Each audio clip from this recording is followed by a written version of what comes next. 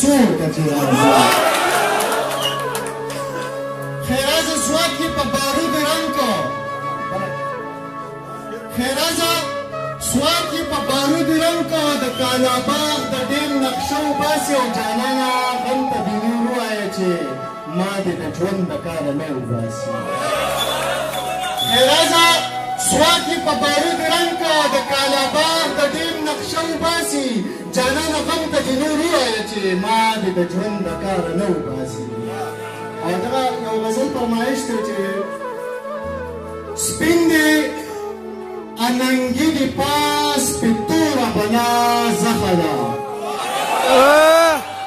سپین دی اننګي دې پاس پې توره بلا زخه ده دغه یوه نښه مې د زړه د پاسه خښه ده سپین دی اننګي دې پاس پې توره بلا زخه ده دغه یوه نښه مې د زړه د پاسه خښه ده چاړې غنم رنګې چاړې توره چاړې سپینه ده ما وې قلاریږئ دا زما د زړګي خوښه ده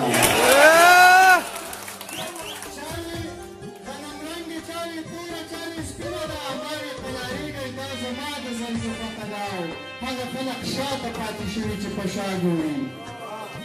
هغه خلق شاته پاتې شوي چې په شا ګوري هغه خلق مخکې دي چې مخې ته یې مخه ده او هغه په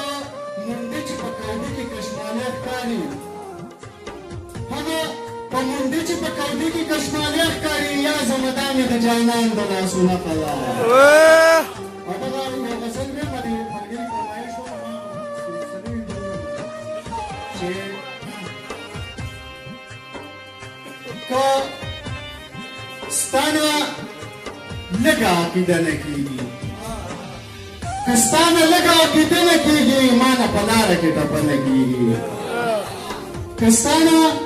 لږه عقیده نه کېږي ما نه په لاره کې ټپه نه کېږي زما د ورځې دیاړي دغه وي چې یو ماښام یې له پیوړه نه کېږي زما د ورځې دیاړي دغه وي چې یو ماښام یې له پیوړه نه کېږي او هسې زلمي مسافرو وخوړل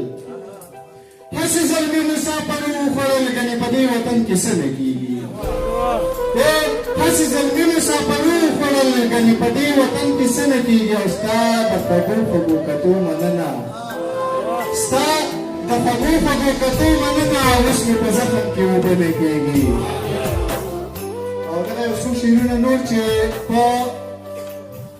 مخ چې دې د سترګو نه رانجه پاتې کېده په مخ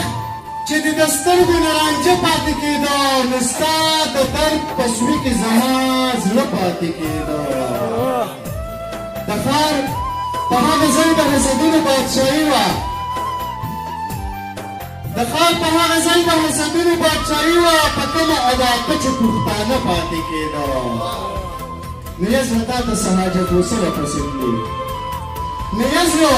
تا ته څه حاجت و څه راپسې تلې هغه چې په قرآن او قسم نه پاتې کېدو ګناه هم ماته نه وه او ما ځان هم ګناهګار کړ